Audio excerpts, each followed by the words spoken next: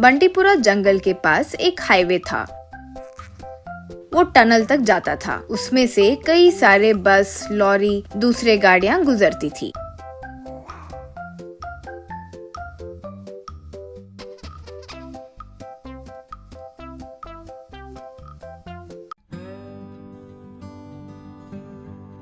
वहाँ पास में ही एक गांव था।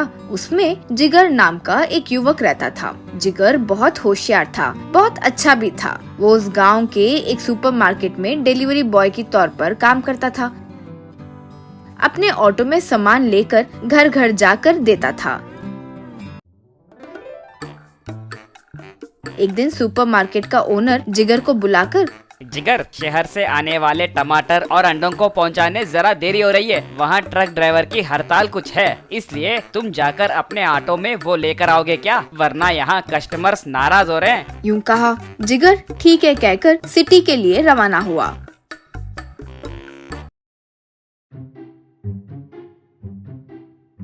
वो टनल से शहर पहुंचकर वहाँ ऑटो में अंडे और टमाटर भरकर गांव की ओर निकला।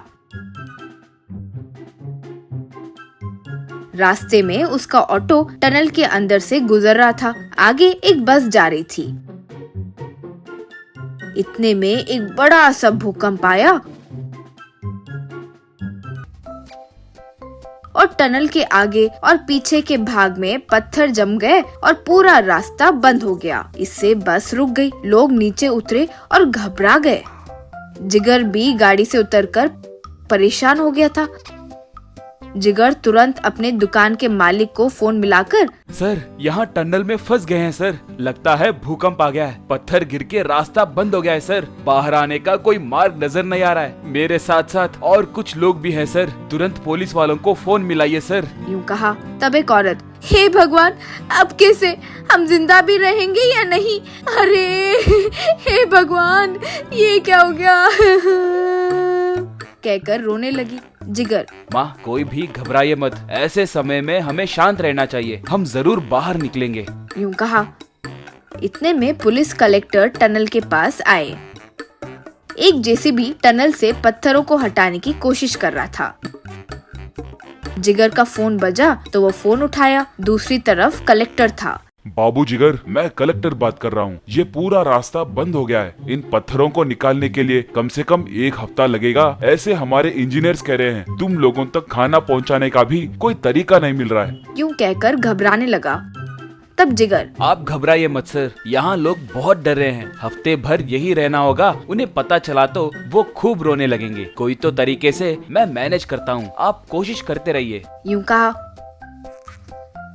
फिर लोगों से, देखिए, बाहर पत्थरों से टनल बंद हो गया है। कल सुबह तक क्लियर करेंगे, ऐसे कलेक्टर ने अभी अभी कहा है। ठीक है ना? कोई भी मत घबराइए। यूँ कहा। तब एक औरत, आहा, बहुत अच्छी खबर सुनाया बाबू। वो सब तो ठीक है, हमारी भूख कैसे मिटेगी? बच्चे और बुजुर्ग लोग हैं, वो भूख बर्दाश्त नहीं कर पाएंगे ना? यूँ बोली। जिगर, वो सब आप मुझ पर छोड़ दीजिए, मैं देखता हूँ। आप सबके लिए मैं टमाटर एक ऑमलेट बना कर दूंगा। हम जब तक बाहर नहीं पहुँचेंगे वही खाना होगा। दूसरा कोई चारा नहीं है जी। यूँ कहा। फिर अपने ऑटो से वो स्टव और दूसरे सामान लिया। लोग देखने लगे और वो टोमेटो एग ऑमलेट बनाया।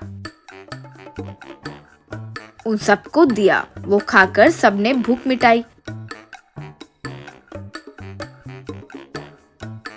वो रात सब लोग वहीं पर सो गए।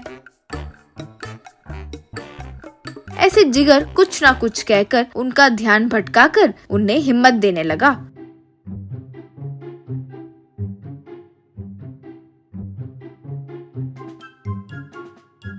रोज उनके लिए टमाटर एग ऑमलेट बनाकर उनकी भूख मिटाया। ऐसे कुछ दिन बीत गए। आखिरकार जेसीबी के मदद से टनल खुल गया।